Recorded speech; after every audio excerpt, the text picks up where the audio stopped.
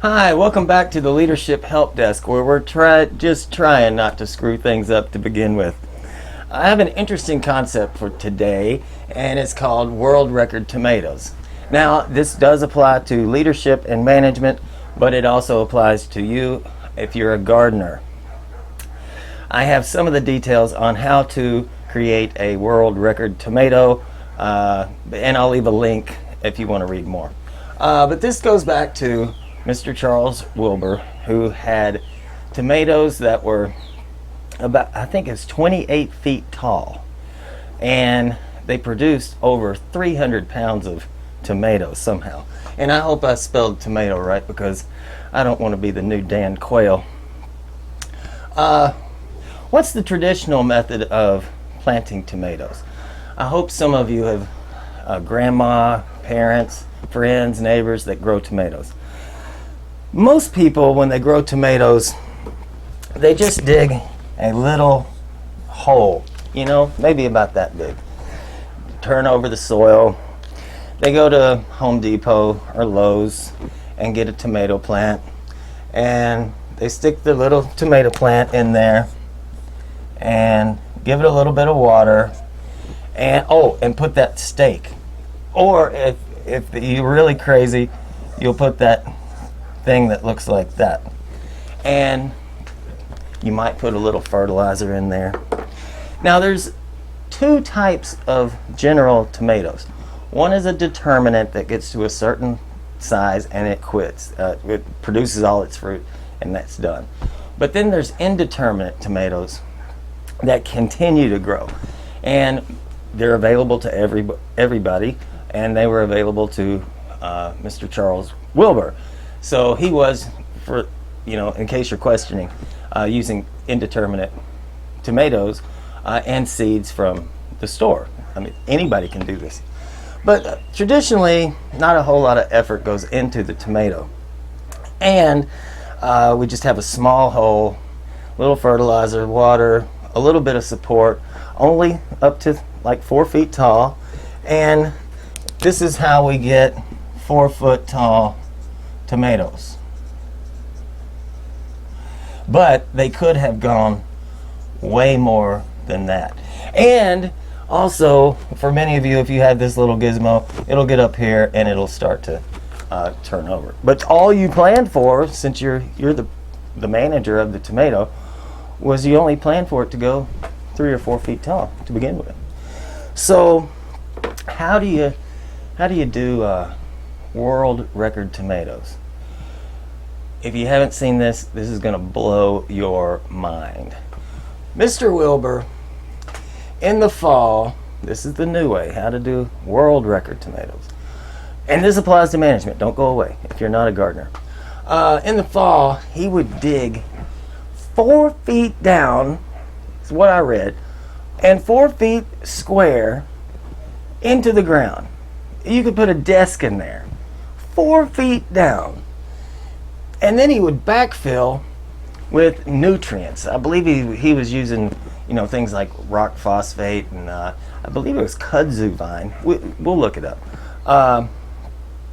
And soil, so the roots have plenty of room to grow. I mean, imagine 4 feet down, 4 feet across, backfilled, layered in all the nutrients that the tomato would need. And he would let that sit all winter so it can, acclimate, decompose, and whatnot.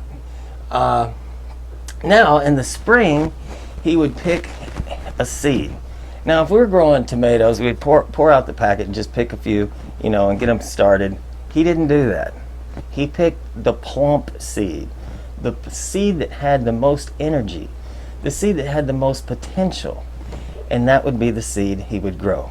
He doesn't need 4,000 tomato plants.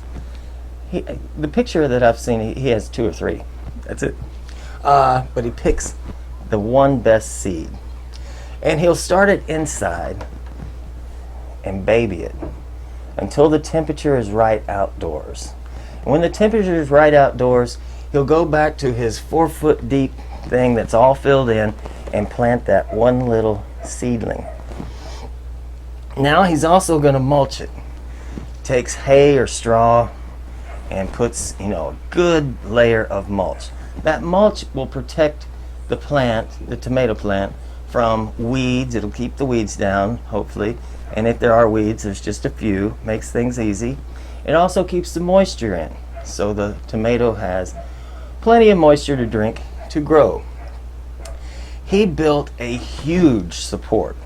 I mean, wait until you see the picture. 28 feet tall. There's those metal panels. I see them use some in gardening channels today. Those hog panels or whatnot. I think he was using the big square panels that would go like into a driveway when you're pouring concrete, and he'd roll them up and put them on top of his square. And he didn't need just one, although they were probably 4 feet, about 4 feet tall or wide. He would need a bunch of them, and he would put them up there. So he had a huge support system for this, not this little dinky thing and not this little hole. And then he said he would attract birds. The birds would come in and they would eat the worms and the bugs that might affect the tomato. He would also use rainwater.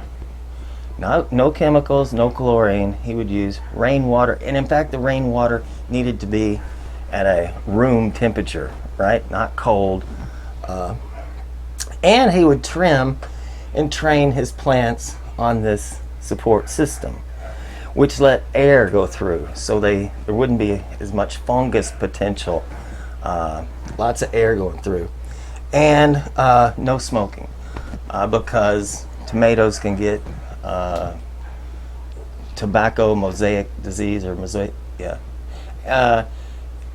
and washing the hands always. So we don't want, it's like surgery dealing with these things.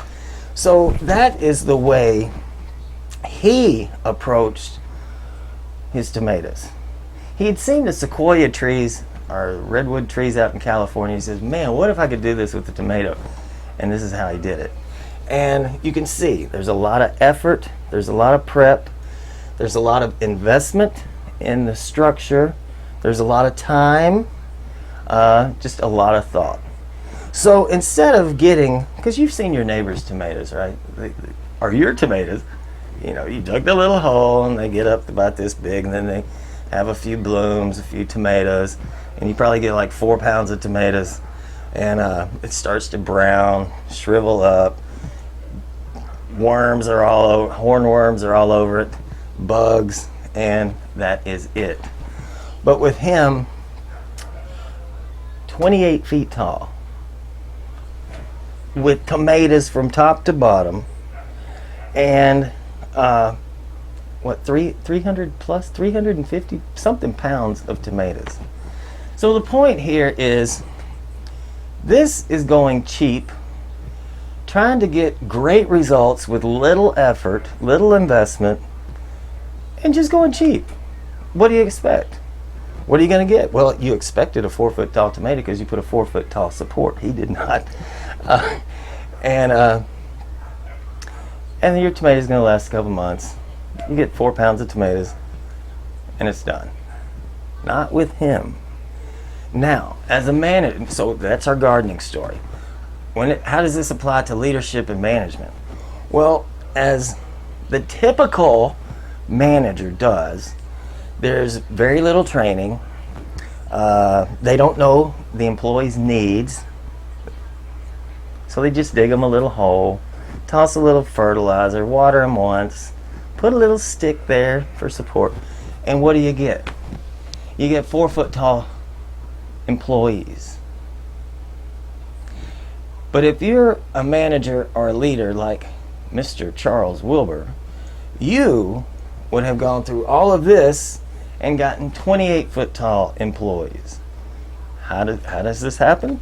Well, he anticipated the needs of the employee, and with a lot of advanced time prepared them for a good foundation and room for growth. In this case, the root growth.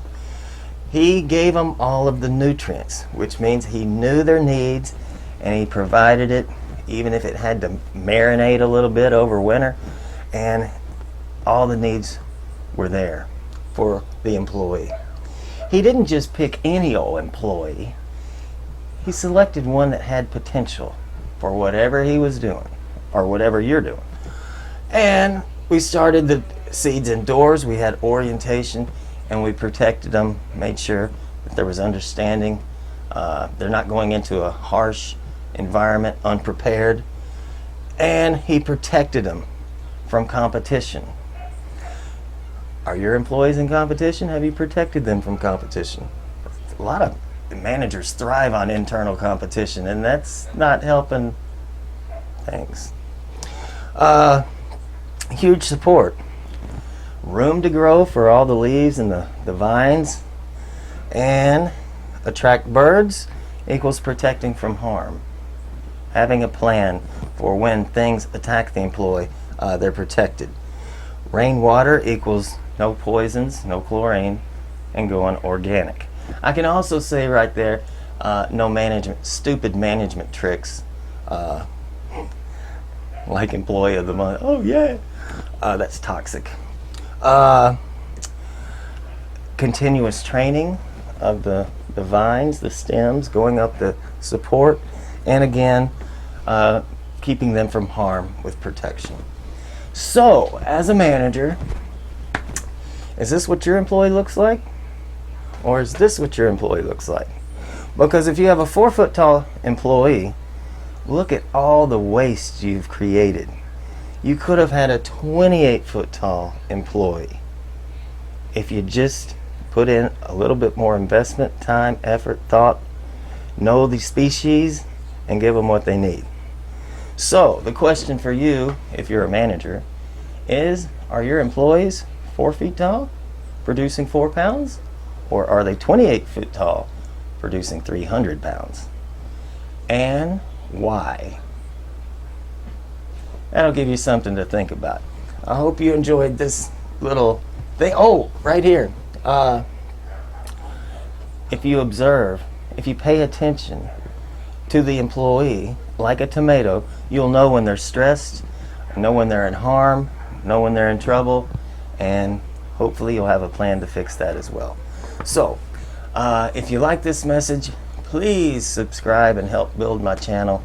And I got a lot of concepts, not just with leadership, some personal stuff too. And click the like, and please share this with co-workers, other managers, anybody it could help. And I hope you liked it and enjoy your day.